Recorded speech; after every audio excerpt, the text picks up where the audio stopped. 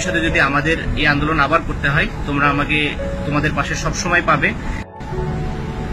আসসালামু আলাইকুম। আমি প্রথমেই বাংলাদেশের সকল স্টুডেন্টদেরকে ধন্যবাদ জানাতে চাই তাদের এই যুগান্তকারী আন্দোলনের জন্য। আমি তোমাদের এই আন্দোলনের সাথে একাত্মতা প্রকাশ করছি, তোমাদেরকে আবারও ধন্যবাদ জানাচ্ছি। সেই সাথে আমি এটাও বলতে চাই, এটা শুধু বাংলাদেশের স্টুডেন্টদের দাবি হওয়া উচিত না, এটা বাংলাদেশের সকল মানুষের দাবি হওয়া উচিত। কারণ আমার বাচ্চা আছে, আপনারা যারা ভিডিওটা দেখছেন তাদের অনেকেরই বাচ্চা আছে, ফ্যামিলি আছে।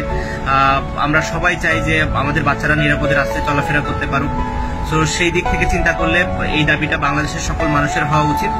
এবং আমি এ কারণেই সকল স্টুডেন্টদেরকে ধন্যবাদ দিতে চাই যে তোমরা আমাদেরকে রাস্তা দেখিয়ে দিয়েছো। মাননীয় প্রধানমন্ত্রী এই বিষয়টি সম্পর্কে খুব ভালোভাবে অবগত আছেন এবং তিনি বেশ কিছু পদক্ষেপ গ্রহণ করেছেন এবং করছেন, যেটা হয়তো ইমপ্লিমেন্ট হতে একটু সময় লাগবে। আমাদের উচিত হবে সকল স্টুডেন্টদেরকে এটা এখন বোঝানো যে তাদের ক্লাসে ফিরে যেতে, ঠিকমতো পড়াশোনায় আবার মনোনিবেশ করতে। এই দাবি যদি পূরণ না হয় এবং ভবিষ্যতে যদি আমাদের এই আন্দোলন আবার করতে হয় তোমরা আমাকে তোমাদের পাশে সবসময় পাবে, এই প্রমিস আমি তোমাদেরকে করছি। আশা করি তোমরা আমার মেসেজটি বুঝতে পেরেছো, কারণ আমরা সবাই মিলেই পারি বাংলাদেশকে একটি বেটার বাংলাদেশ হিসাবে গড়ে তুলতে। ধন্যবাদ সবাইকে।